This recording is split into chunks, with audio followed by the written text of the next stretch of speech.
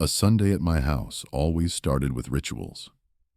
At 6 in the morning, when Seattle was still cloaked in a milky fog, I was already on my feet. The creak of the old floorboards under my slippers is a sound I know better than my own heartbeat. I brew strong black coffee in the old Mr. Coffee drip machine, the one Eleanor and I bought on sale at Sears back in '83. The new, shiny machines the kids gave me for Christmas gather dust in a cupboard. They don't have a soul. On that particular day, the last day of my old life, the air was thick with the smells of stability, fresh-cut grass. I'd taken the mower to the backyard at dawn while the dew was still on it. The faint smoke of applewood chips I'd been soaking for the grill.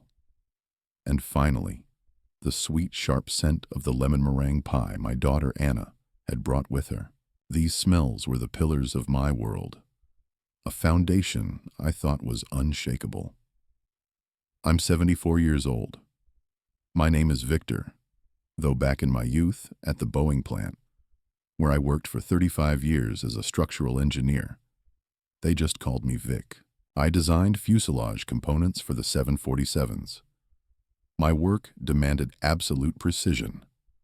One wrong calculation, one microfracture in the alloy, and hundreds of lives were at risk. I carried that principle into my life. Everything had to be reliable, solid, in its proper place. My family was my main project, my most complex blueprint, and, I thought, my most successful. By noon, the kids started to arrive. First, as always, was Michael and his family. His silver BMW X5 glided silently up the gravel driveway, and I winced involuntarily.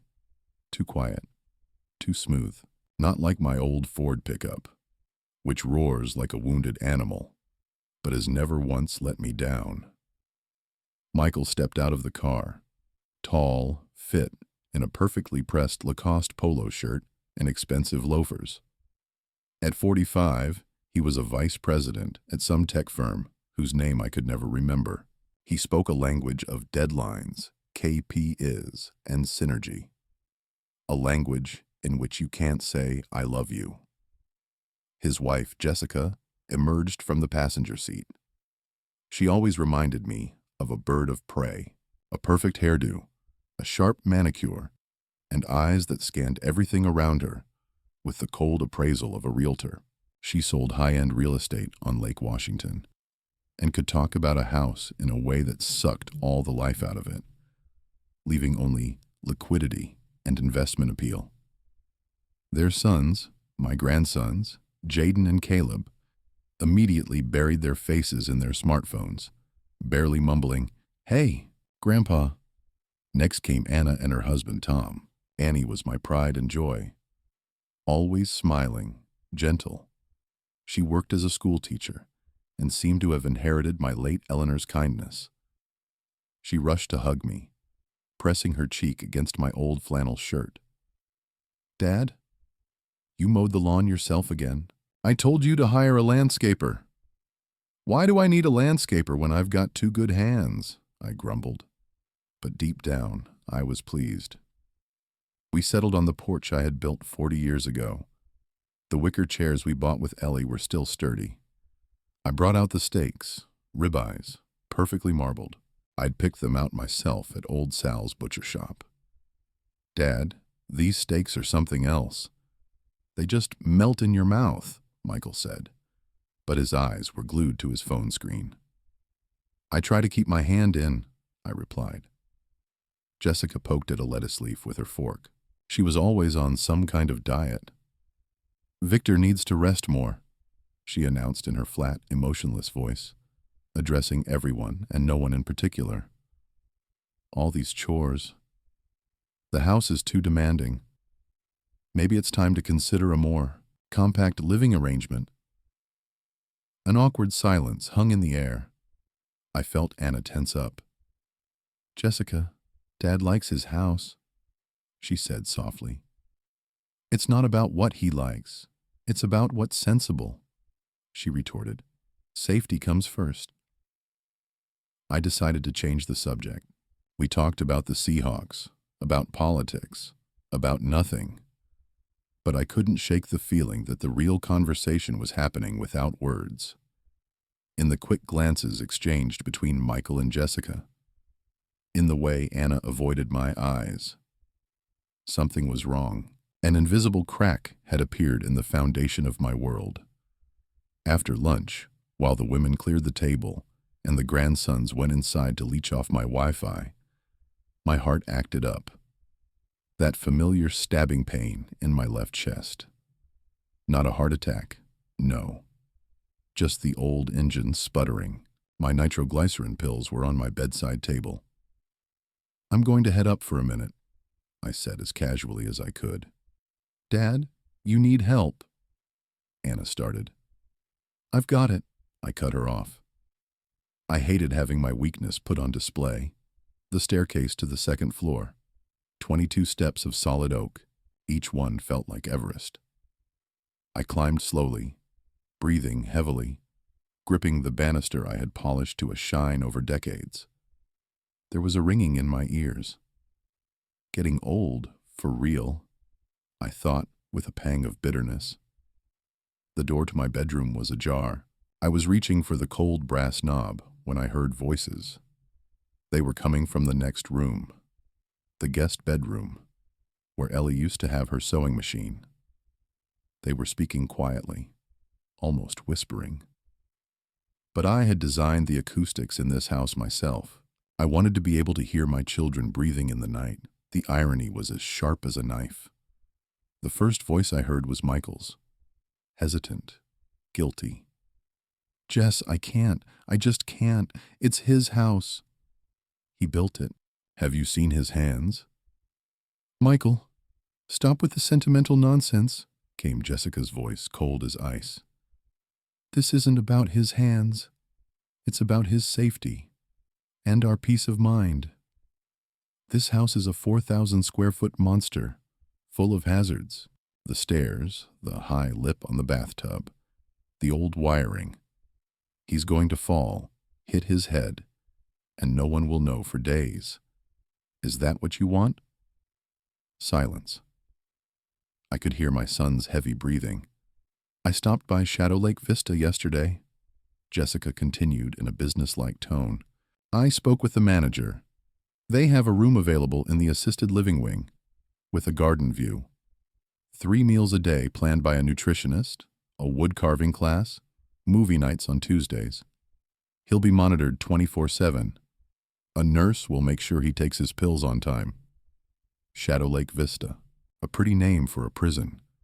An upscale one, with diet-planned meals and a wood carving class, but a prison nonetheless. The last stop. God's waiting room." "What about the house?" Michael asked, his voice barely a whisper. That was the real question. I knew it. "We'll sell the house," Jessica replied, as if it were the most obvious thing in the world. "I've already run the comps. The market in this neighborhood is at an all-time high. My colleagues at the agency think we can get up to $2 million for it. Even after capital gains and my modest commission, there will be a very substantial amount left over. We'll split it with Anna. The money will be enough to pay for Shadow Lake for the rest of his life, with plenty to spare. You can finally pay off the mortgage. We can send the boys to a good private college. Think about their future, Mike." I leaned against the wall. My legs felt like rubber. The pain in my chest took a back seat to the icy dread flooding my veins. "But what? What will Dad say?" A quiet voice joined in. It was Anna. I didn't know she was in there. That blow was the worst. My little Annie. My angel. "What can he say?" Jessica answered, a note of irritation in her voice. "We'll frame it as our concern. We'll tell him we can't sleep at night, thinking of him all alone in this huge house. We'll play the guilt card a little, his love for the grandkids. We'll cry if we have to. He'll grumble, he'll be stubborn, but he'll give in eventually. Where's he going to go? He loves us, and he's not the man he used to be. He's tired. He's tired. That phrase pierced me to the core. I stood there, outside the door, listening to the three people I loved most in the world planning my disposal. They weren't just deciding my fate. They were skinning me before I was even dead. My house, my fortress, every brick of which was soaked in my sweat and blood, had been turned into a lot at auction. My life had become a line item in their business plan. I didn't go into the room. I didn't make a scene. I turned silently and, stumbling, made my way back down the stairs. Each step was agony. I went back to the porch and collapsed into my chair. The world had gone gray. The sun felt cold. The birdsong sounded fake. "Dad, you're so pale. Is your blood pressure up?" Anna asked, coming out of the house. She wore the mask of a loving daughter. It was so convincing. I looked up at her. I looked at Michael and Jessica, who followed her out. I saw their faces, but I saw through them. I saw what they really were. Vultures. Vultures circling a wounded lion. "I'm fine, honey," I answered, my voice surprisingly steady, just thinking about the future. But inside, my world was crumbling. This wasn't just betrayal. It was an execution. A quiet, domestic one, arranged with care and affection. And in that moment, looking into my children's eyes, I realized the old soldier in me wasn't dead yet. He had just received his orders for one last battle. And in this battle, I wasn't taking any prisoners. That night, when the house fell silent, I didn't go to sleep. I sat down at my desk and began to rewrite 40 years of my life. The night descended on the house like a black velvet curtain. The children's voices had faded, the purr of the BMW's engine dissolving into the distance. They had left, taking with them the scent of expensive perfume, leaving behind dirty dishes in the sink and a silence that rang in my ears louder than any shout. I sat in my old, worn leather armchair in the living room, the one where the upholstery was cracked with age and held the invisible imprints of Eleanor's and my bodies. I didn't turn on a light. The moon, full and indifferent, stared in through the window, bathing the room in a ghostly silver glow, and in that dead light, my entire life replayed before me, like a film on an old movie screen. The words I'd overheard weren't just needles in my heart. They were a rusty scalpel, slicing open old, long-healed wounds, making them bleed anew. "It's for his own good. He's tired. Where's he going to go?" Each phrase was a detonator, blasting through layers of my memory. And from those depths, the memories flooded out. Not the glossy ones from the photo albums, where we're all smiling at Disneyland, but the others, the heavy ones, soaked in the smell of sweat, engine grease, and sleepless nights. Memories of sacrifices I had considered my fatherly duty, which, it turned out, were merely investments in someone else's ingratitude. I closed my eyes and saw myself, not a stooped, gray-haired old man, but a 30-year-old with fire in his eyes and a hammer in his hand. I was standing in the middle of a muddy field, on a freshly poured foundation. The realtor called it a promising neighborhood in Bellevue. For Eleanor and me, it was just knee-deep mud and a mortgage at the bank. We couldn't afford a house built by strangers, so I built it myself. Every weekday, after an 8-hour shift at the Boeing plant, I'd race here. I'd shed my engineer's jacket and pull on my work overalls.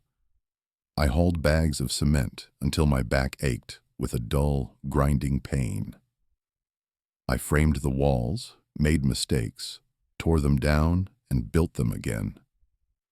I remember falling from the scaffolding one evening at dusk and badly tearing up my knee. Ellie cried as she cleaned the wound, begging me to quit, to hire a crew. And I, gritting my teeth against the pain, told her, No, honey. I want our kids to grow up in a house that smells not of paint, but of a father's love. I remember the smell of pine boards, warmed by the summer sun. I remember the taste of lukewarm coffee from the thermos she'd bring me. This house isn't just walls. It's built from my nerves, my muscles, my youth. When Michael was born, I built his crib myself, from the leftover oak that grew by the entrance. I carved a little bear on the headboard. Michael probably doesn't even remember. Now, he, a vice president in a glass office, wants to sell that oak, these walls, this memory, to pay the insurance on his shiny car. But his first car, an old 1968 Ford Falcon, was also built by my hands. I bought it for $300, a rust bucket that wouldn't start. I spent the entire winter in a freezing garage, rebuilding the engine, replacing the gaskets, sanding and painting the body. By his 16th birthday, it shone like new. I'll never forget his eyes when he saw it. "Dad, you're a magician," he shouted. "Where did that boy go?" At what point did he turn into this cold, calculating man who looks at me like an expense item on his budget? My memory served up another image, sharp as a shard of glass. Michael is 22. He's standing on my doorstep, pale and gaunt. His first attempt at being an entrepreneur, a coffee shop called Mike's Place, had failed spectacularly. Suppliers, rent, taxes. He was in debt for almost $30,000. To him, it was the end of the world. He mumbled something about collections, about threats. I didn't lecture him, I didn't say, "I told you so." I quietly went to the bank the next morning and took out a second mortgage on this house. My house. I gave him the cash in a plain envelope. "Son," I told him then, "a father is the one who gives you a hand up, not a handout. Remember that."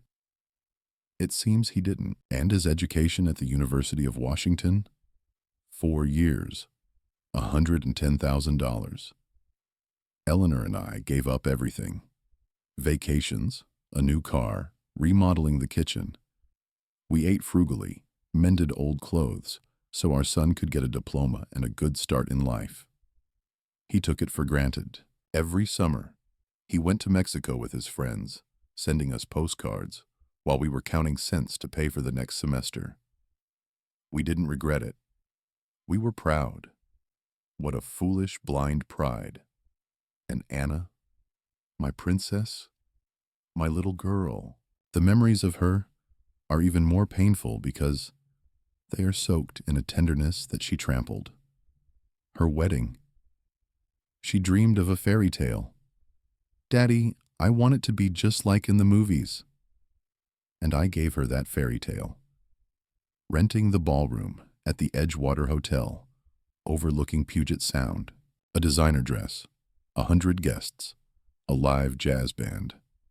It cost $42,000, almost everything I had saved for a rainy day.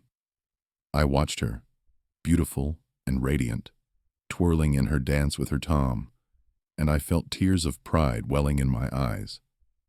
I thought, this is happiness, seeing her happy. I didn't think that 20 years later, she would be planning, with that same smile, how to lock me away in a nursing home. When she and Tom decided to buy their first townhouse, they were $75,000 short on the down payment. The bank denied them a loan. I went and withdrew the money from my 401k, the very account that was supposed to be my safety net.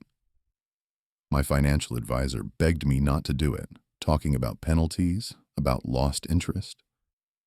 But Anna was crying on the phone, and I couldn't bear to listen. "Daddy, you saved us. I'll never forget this," she chirped. She forgot. And then came Eleanor's illness. Cancer. It ate her away slowly, painfully, over 2 years.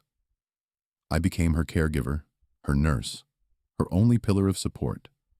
I learned to give injections, change dressings, prepare the liquid food she could swallow. I carried her in my arms to the bathroom. I read her favorite Jane Austen novels aloud when her eyes could no longer focus on the words. The kids. They came. Once a week. For an hour. They brought flowers that would start to wilt the next day. They sat by her bed with guilty faces, sat in awkward silence, and then hurried off to their urgent business. They didn't want to see the pain.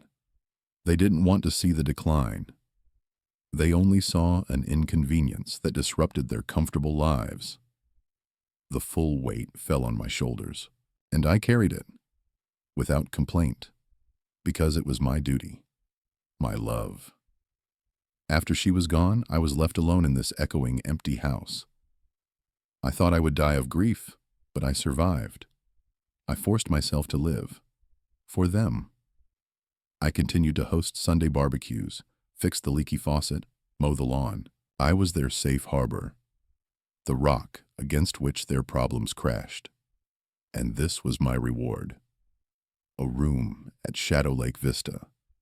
A cold, ringing rage, the likes of which I hadn't felt since the jungles of Vietnam, began to burn away the pain and hurt in my soul. This wasn't hysteria.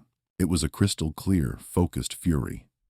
The fury of a soldier, betrayed by his own squad. "Where's he going to go?" Jessica had said. "Oh, honey, you have no idea." I rose from my armchair and walked into my office, the room where I once helped them with their homework. I turned on my old Dell desktop. It hummed to life like an old bomber preparing for takeoff. The screen illuminated my face in the dim light, and in that bluish glow, I didn't see the face of a victim. I saw the face of an engineer before starting a complex project, a project called the Reconstruction of Justice. I found a file on the desktop, Last Will and Testament of Victor Stone. Doc. The last time I had opened it was 5 years ago, after Ellie's death. Everything was simple and clear. The house, the savings, the stocks, all to be divided equally between my beloved children, Michael and Anna. I stared at those lines, and they seemed like a cruel joke. Every word was steeped in a love they had trampled. "No," I said into the silence of the room. My voice was as hard as steel. "It's not going to be like that." That night, I wasn't seeking revenge. Revenge is an emotion. I was acting on logic. They had translated our relationship into the language of business. Fine. I would draw up a new contract, a fair one. That night, I wasn't just taking back my property. I was taking back my life. The week after that Sunday dragged on like molasses. The phone was silent. That silence was louder than any argument. Anna used to call me every other day. "Dad, did you eat? Did you take your pills? Don't go outside without a hat." Now, her concern had evaporated. They were waiting. It was Jessica's tactic. I could feel it. Let the old man stew in his own loneliness, feel weak and unwanted, so that their caring offer would seem like the only salvation. They underestimated me. I wasn't stewing. I was preparing for battle. I spent every day in my office as if it were a command post. I wasn't just remembering the past, I was documenting it. I dug through old dresser drawers where I kept all my papers.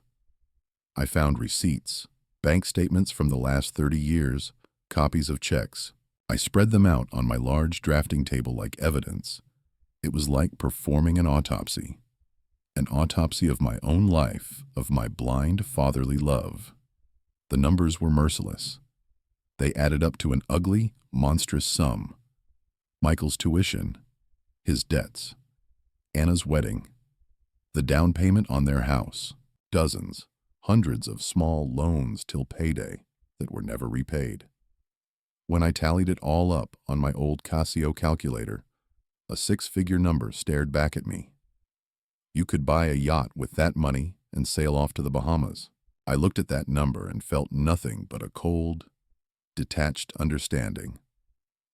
I wasn't a father to them. I was a walking ATM.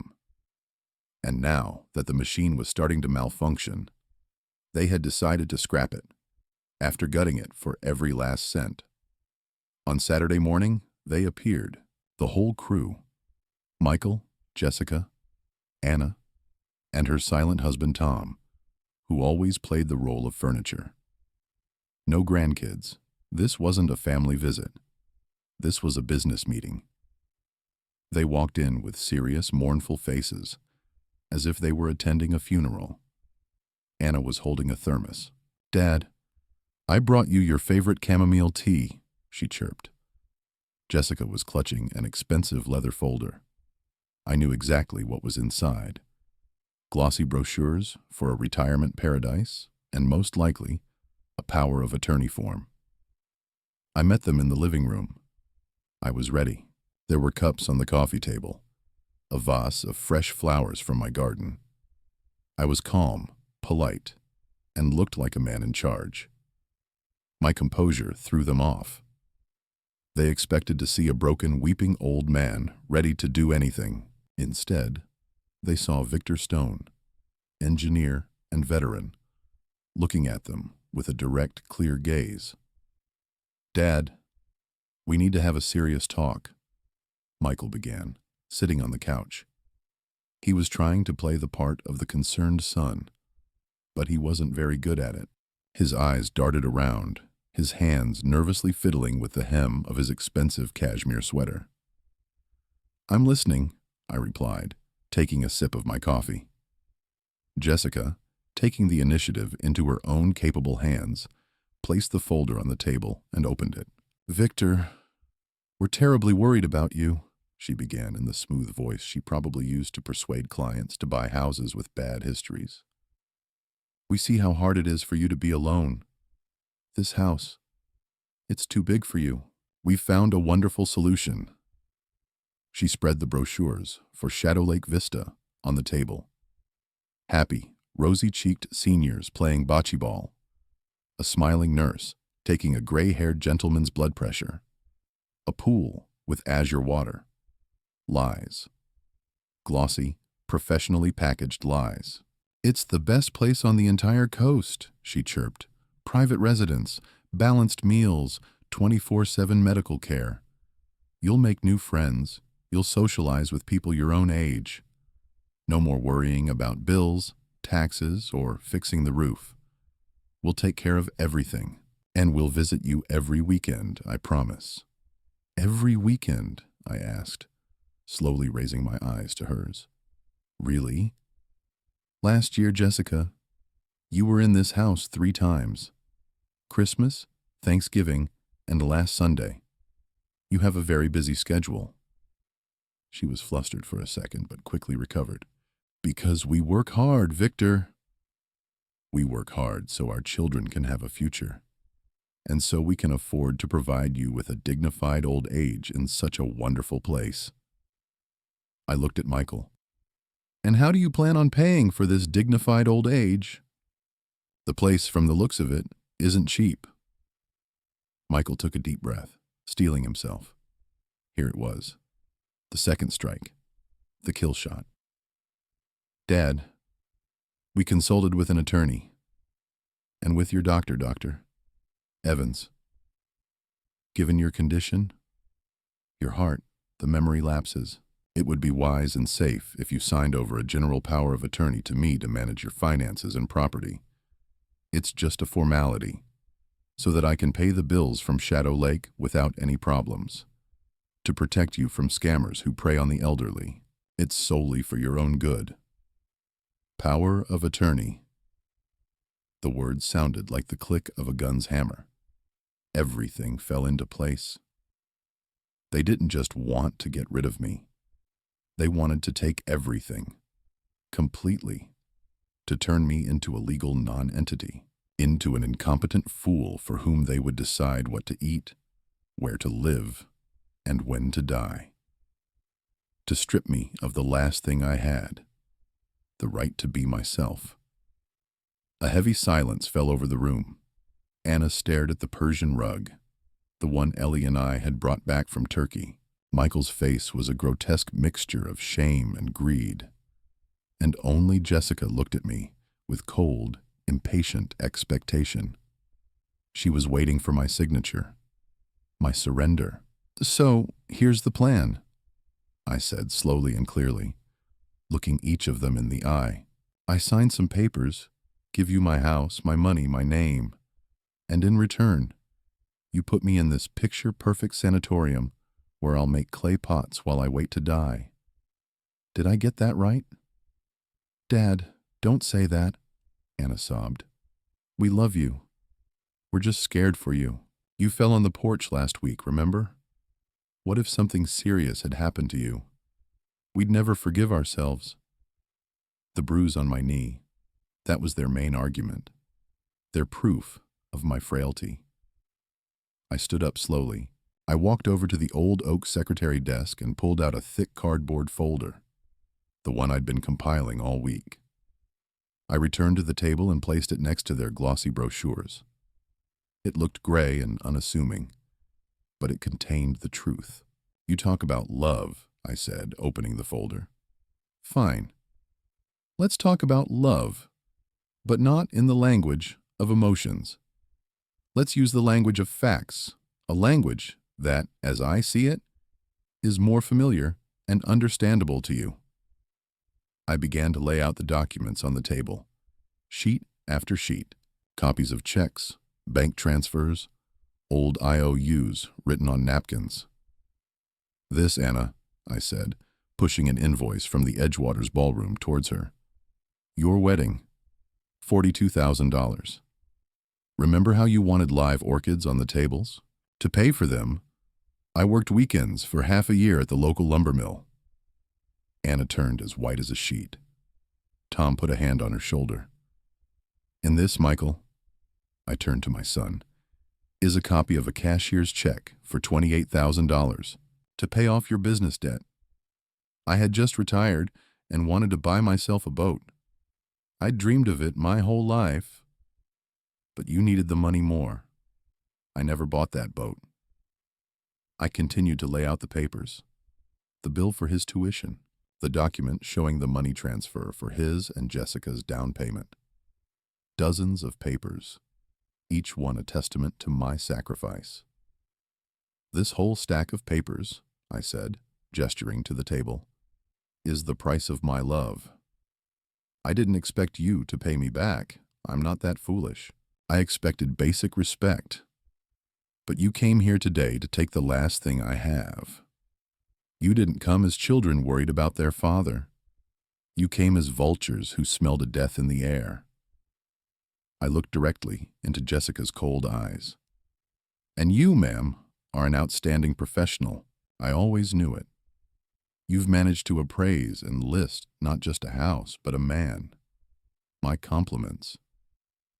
The room grew so quiet that you could hear the ticking of the old grandfather clock in the corner, the clock I wound every Sunday.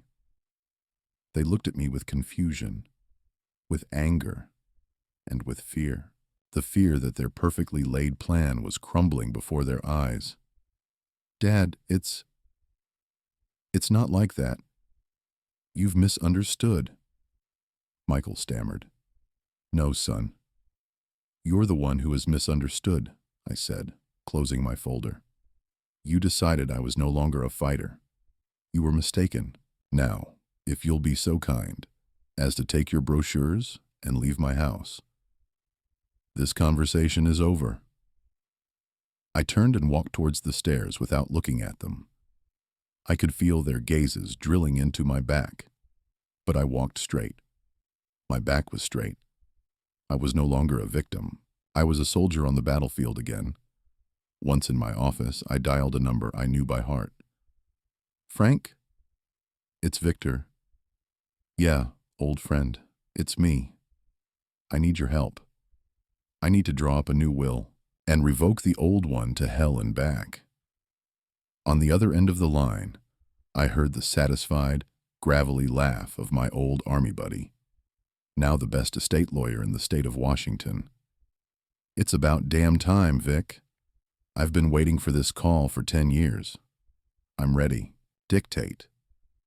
The conversation with Frank Reynolds was like a shot of straight whiskey after a long, wearying day. No sentiment, no pity. Just sharp, precise language and the cold fury of a professional. Frank had been my fire team partner in Vietnam. We'd pulled each other out from under fire in the Ia Drang Valley. I trusted his judgment more than I trusted a compass. When we came back stateside, I went to the factory, and he went to law school. He used to say that lawyers were more necessary than soldiers in civilian life because the enemy here is smarter and wears expensive suits. He listened to my story without interrupting, only letting out a gruff cough when I got to the part about the power of attorney. "A classic, Vic. An absolute classic," he said when I finished. "They decided you were obsolete. Time to teach them the rules of the game. We won't just write a will. We'll compose a symphony, a legal symphony of justice." The following week turned into a meticulously planned special operation. I felt young again, not an engineer, but a strategist. Every move was calculated and deliberate. My first visit was to my bank, Washington Mutual, where I'd had an account since 1975. The sweet young manager, who always smiled at me, was stunned. I closed every joint account I had ever opened for the convenience of my children. I transferred all my retirement savings and CDs to a new account at a different, smaller credit union for veterans. Then, I formally revoked my signature as a guarantor on all of Michael's business loans. I imagined the surprise of his bankers when they discovered that the $2 million real estate asset was no longer backing his successful startup. My second visit was to my financial advisor, a young man named David. He had always advised me to be more cautious. "Victor, you're too generous with your children," he'd said. Now he looked at me with unconcealed respect. At my request, he sold all my Boeing stock, the blue chips I had accumulated my entire life, my pride and joy. We invested a portion of the proceeds in ultra-reliable U.S. Treasury bonds. The lion's share, a huge, solid sum, was transferred to a newly created trust fund. And finally, the main event, the will. Frank and I sat in his office overlooking the bay and worked on it for 3 days. It was the best thing I had done in 20 years. Each clause was like a precision strike. Clause 1. My house. The house at 1245 Maple Street, Bellevue, Washington. Upon my death, it was not to be sold or passed down to my blood relatives. It was to be donated, free and clear, to the charitable organization Vietnam Veterans of America, Chapter 102. I chose them specifically. This organization helps homeless and struggling Vietnam veterans get back on their feet. My house, built by the hands of a soldier, would become a sanctuary for other soldiers. They, unlike my children, would understand the value of these walls. Clause 2. All my financial assets, cash, savings, proceeds from the stock sale, government bonds, every last cent was to go into an endowment fund, the Victor and Eleanor Stone Charitable Foundation. Frank and I spelled out its charter in minute detail. The fund's purpose: to provide educational grants and full college tuition for children from low-income families whose parents were killed in the line of duty as soldiers, police officers, or firefighters. I was giving a start in life to those from whom it had been brutally taken. Clause 3. To my children, Michael Victor Stone and Anna Stone Miller. Frank suggested the classic option of leaving them $1 each, but that was too predictable. I came up with something more sophisticated, more personal. To my son, Michael, I bequeath my old rusty toolbox that sits in the garage. Inside, It is the hammer I used to drive the first nail into this house, the wrench I used to fix his first bicycle, the set of screwdrivers with which I rebuilt the engine of his first car. It is my hope that in holding these tools, he might one day remember that some things in this life must be built with one's own hands, not inherited. To my daughter Anna, I bequeath all the family photo albums stored in the living room. In them are her first steps, her smile with her first lost tooth, her prom, her wedding. I leave her our past, full of happy memories that, as I now understand, held value only for me. Since she has so easily forsaken our shared future, let her at least have the illusion of the past. The final touch. Frank insisted that copies of the will, certified by 3 notaries and accompanied by a fresh certificate of my full mental competence from Dr. Evans, who, upon hearing the whole story, was happy to provide it, be sent to them, not just by mail, by FedEx, with a mandatory signature required upon delivery. No phone calls, no conversations. Just the cold, official, inescapable strike of the hammer of justice. When it was all done, I felt something I hadn't felt in many years. Peace. Not the tired peace of an old man, but the calm of a soldier after a completed mission. I had secured the perimeter. The letters were sent out on Friday morning. I knew Michael would receive his in his glass office in downtown Seattle, and Anna would receive hers in her cozy suburban house. I waited all weekend. I sat on my porch, drank iced tea, and listened to the birds sing. I didn't feel any gloating. I felt the anticipation of the inevitable. On Monday, at exactly 2:32 p.m., the phone rang. Michael. Have you gone insane? His voice shrieked into the phone. I'd never heard him like that. In the background, Anna was crying hysterically. What have you done, old man? What foundation? What veterans? That's our house. Our inheritance. Mine. No, Michael, I replied in a calm, icy voice. It was my house and my money. You were the ones who taught me that one should manage their assets wisely. So I did. I'll sue. I'll prove you're incompetent. That your shyster lawyer friend tricked you. Try it, I said. Frank has a recording of our last family conversation, as well as written testimony from everyone I've spoken to in the last week. The judge will laugh in your face. By the way, son, if I were you, I'd make an urgent call to your bank. I believe your loan guarantee is no longer valid. Good luck with the refinancing. I hung up and immediately blocked his number. A minute later, my phone vibrated with texts from Anna. Dozens of them. Daddy, how could you? We're sorry. It was a mistake. We love you. Please, let's talk. I looked at the screen and laughed bitterly. How quickly they remembered the word love when the money was on the line. I didn't feel like a monster. I wasn't getting revenge. I was simply restoring balance to the universe. They wanted to live by the laws of the market. They got its most fundamental law. In this life, you have to pay for everything. And their account came up empty. The world my children had so carefully constructed, on a foundation of my sacrifices, began to crumble with astonishing speed. I watched from the sidelines, like a spectator at a play who already knows the ending. 2 weeks later, Frank called, his voice dripping with satisfaction. Vic, I've got a battlefield report for you. Your boy did indeed hire a lawyer and tried to contest the will on the grounds of your senile dementia. The judge, an old Marine, glanced through the documents, looked at the certificate from Evans, read your will, and practically threw them out of his courtroom, said the will was a model of legal clarity, and your son was a model of ingratitude. What's more, the bank did indeed review the terms of his loan.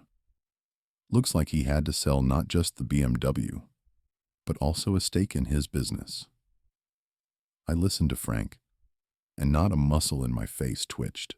I didn't rejoice in his downfall. I simply noted a fact. The mechanism had worked as I had designed it. With Anna, things were more complicated and melodramatic. She resorted to siege tactics. She ambushed me at the grocery store. She left baskets of baked goods and tear-stained notes on my doorstep. Dad, I was a fool. It was all Jessica. She manipulated us. I never wanted this. Please forgive me. I'm begging you. I read those notes and tossed them into the fireplace. I knew the price of her remorse. She wasn't mourning me. She was mourning her lost comfort. Her husband Tom had lost his job, and without my financial cushion, their beautiful house was no longer affordable. They were forced to sell it and move into a rented apartment. I didn't answer. I didn't need their apologies. I needed silence, and I got it. The first thing I did was move out of my old house myself. I didn't wait until my death to hand it over to the veterans. I did it immediately. I signed the deed, and within a month, the house where my children's laughter once echoed was home to 3 guys who had come back from Afghanistan. Guys with the same ghosts in their eyes as me. I visited them with a case of beer. We sat on my porch, and they, not knowing the whole story, said, "Thank you, sir. This isn't just a house, it's a fortress." They understood. For myself, I bought a small 2-bedroom condo on Lake Sammamish. Not as prestigious as the properties Jessica sold, but it had a huge balcony overlooking the water. From that balcony, I watched the sunrise every morning. I was no longer tied to the land, to the lawn, to fixing the roof. I was free. I bought a boat. Not a yacht, no, a small, used aluminum fishing boat with an outboard motor. The very one I had dreamed of for 40 years. Every morning at 5 o'clock, I'd take it out to the middle of the lake. I'd cast my line and sit for hours in absolute silence, broken only by the lapping of water and the cry of gulls. I didn't think about anything. I just was. I started going to the local VFW post. I played poker on Thursdays, drank cheap coffee, and swapped war stories with old-timers like myself. I had found a brotherhood again. A real one. Not one based on blood, but one forged in gunpowder and a shared understanding of life. One evening, as I was sitting on my balcony cleaning a perch I'd caught, the phone rang. An unfamiliar number. I stared at it for a long time, but finally answered. "Dad?" Michael's voice on the line was unrecognizable. Quiet, hoarse, stripped of its old arrogance. I was silent. I got the toolbox," he continued. "Thanks." More silence. I opened it, and I found my old baseball glove inside. "Oh, Wilson. Remember you gave it to me for my 10th birthday? I thought it was lost for good." "I saved it," I replied evenly. A long pause followed. I could hear him breathing heavily.